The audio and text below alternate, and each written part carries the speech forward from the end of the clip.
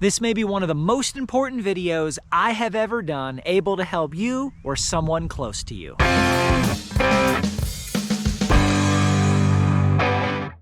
George here with the New Hunter's Guide YouTube channel and podcast, helping new hunters get started and bringing new insights to all hunters. I think this is a video that's useful for both of those. Whether you've been hunting for 30 minutes or 30 years, I think this is something that could very much help you or maybe somebody close to you, somebody you mentor, maybe a young person that's in your life.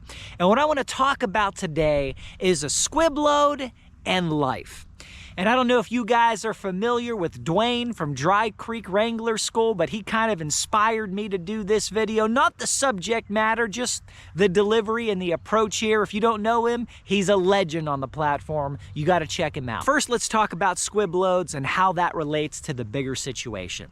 So if you're not familiar, a squib load is when a bullet, usually in a rifle, possibly a handgun, does not have enough force to escape the barrel. Ends up getting stuck in the barrel. Maybe there wasn't enough powder. Maybe it was the wrong kind of powder. Maybe it got wet. Wrong primer. Maybe the inside of the barrel was rusted out, or any combination of those and other factors. But the bottom line is the bullet never leaves the gun. Now, in and of itself, you can usually recover from a squib with little or no long-term repercussions to the gun or the shooter. You may be able to just tap that load out with a cleaning rod. You may have to take it to a gunsmith and then they're able to dislodge it. But usually you can get that fixed quickly and easily with no long-term issues. What happens though, the danger is when you get a squib load and then you pull that trigger again. And another bullet at full power and velocity rides down that barrel, hits that squib load, and all kinds of bad things can happen. On the less severe side of the spectrum, maybe you have a barrel bulge, all right? Just the metal expands, effectively destroying the barrel, but the rifle could be saved, rebarreled, the action may be fine, the stock and so on. You can recover, but it's bad. On the other side of the spectrum, you could have catastrophic failure. Barrel explodes. Maybe the action explodes. The bolt, the stock, everything's ruined. May have catastrophic damage to the shooter also. Absolute safety disaster. We never want to see that happen, guys. But the thing to keep in mind is that is preventable if you deal with the squib load immediately and don't have another compounding issue. Now, modern ammunition has made squibs very, very rare. They occasionally still happen, usually with old ammunition or water-damaged ammunition, or maybe if there's something that goes wrong with hand loads, but it can still happen. However, there's a modern trend that is a little bit concerning in this area. People are underloading cartridges for various purposes. Okay, one big example, maybe you've got a 30-06, which is a great rifle for deer, bear, and other things. People may load that down using a much lower amount of powder, lighter bullet, trying to then use that lighter cartridge to hunt smaller game, coyotes, woodchucks, something. They want to use the same rifle for multiple purposes, but they're going way below the power level or power potential of that round in order to accomplish this. Now, that can be reasonable. If you still load it within the safety range of what your reloading data is for that particular round, that can be fine. Some people even load below the safety range, which is not recommended, but usually they say there's no significant safety risk to doing that. However, it could increase your chances of having a squib.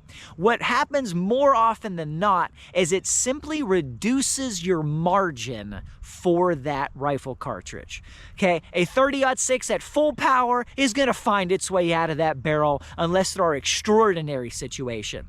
However, if you load it as low as you can or even lower beneath the safety threshold, it takes a lot less to cause a squib.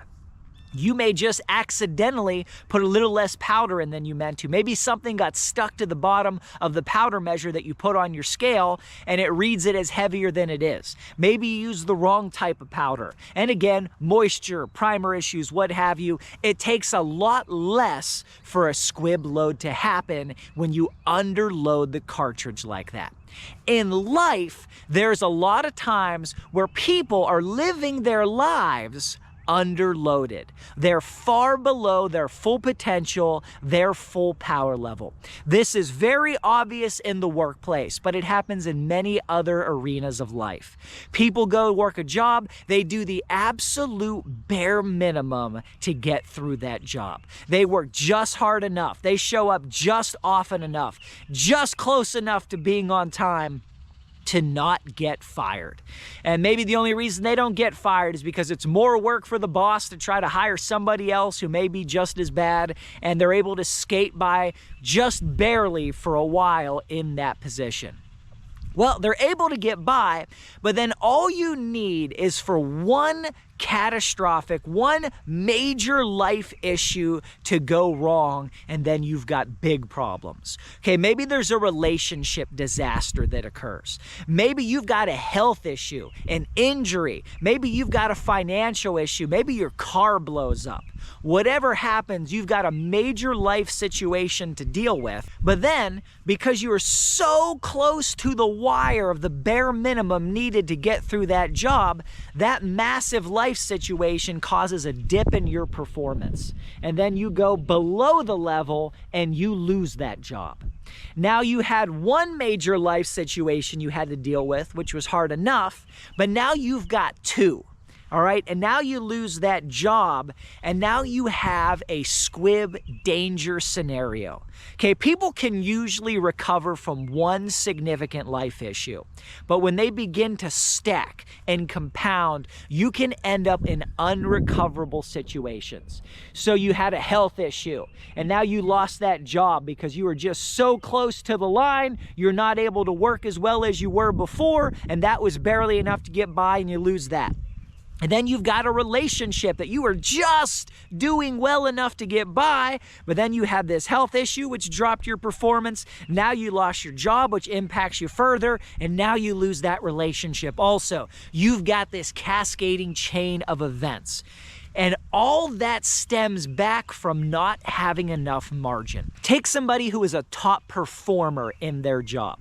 They work at 100% their ability level. They're always there. They're always on time. They come early. They stay late. They push. They work hard. They don't just do the job, they do it with excellence.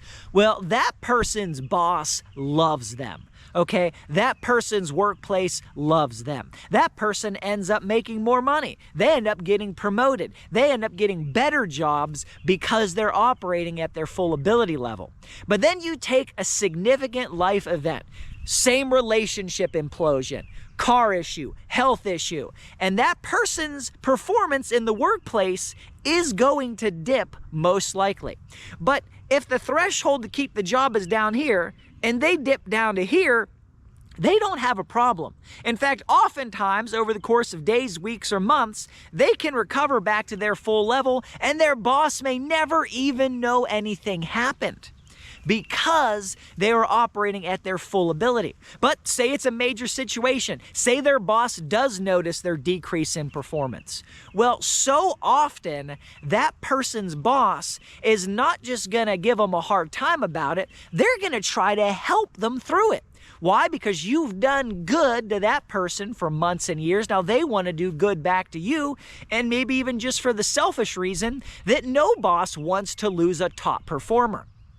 So they will go out of their way. They will cut you slack. They'll give you extra room. They may do favors for you to help you, to give you time, to give you space, to take some load off your shoulders so that you're able to recover yourself and get back up to your full ability. Contrast this with the person who is in the squib situation. Okay, just barely making it by, significant life issue causes their performance the dip. Things are not working for them to help them recover from this thing. They're working against them.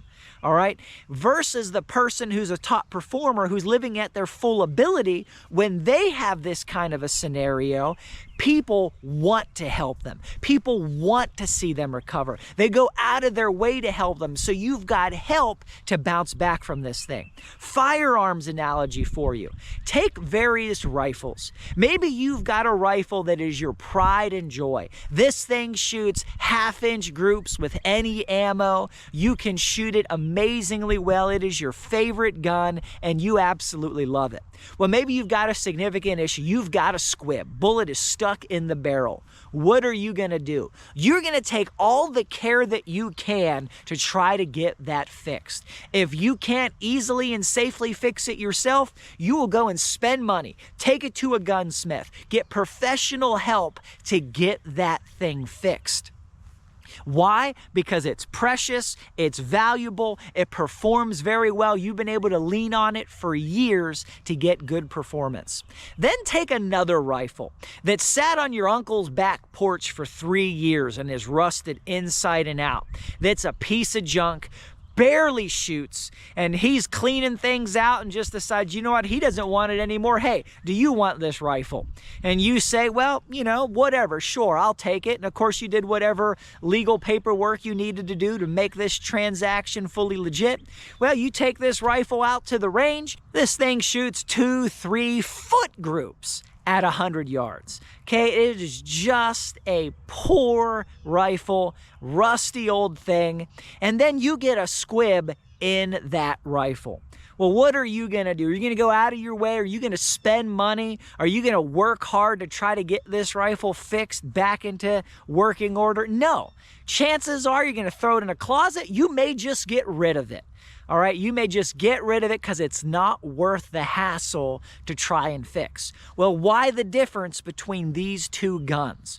Well, one was a top performer you could count on. The other is a very poor performer that's not worth the time or money to fix. The same kind of scenario happens with people that are underloaded and living and working and operating beneath their full ability, beneath their potential. So my advice to you guys is do not be a squib in life.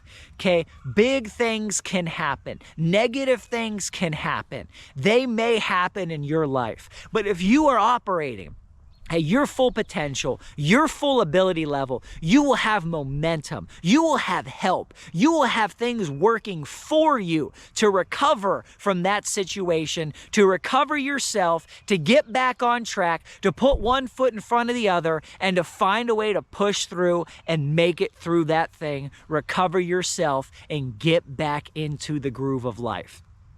But if you're not operating, you've got this squib scenario, and that is just like another bullet hitting the one that is stuck in the barrel and can cause catastrophic damage. So I would encourage you and the people that you mentor and the people that you talk with to live, to work, to hunt at the full ability that God has given and put inside of them. Go at life with everything that you have. Do the best job that you can do. Treat people the best that you can treat them. Work the best that you can work. Hunt with the most passion and foresight that you possibly can, and you can have not just a better life, you can miss scenarios that other people deal with. All right?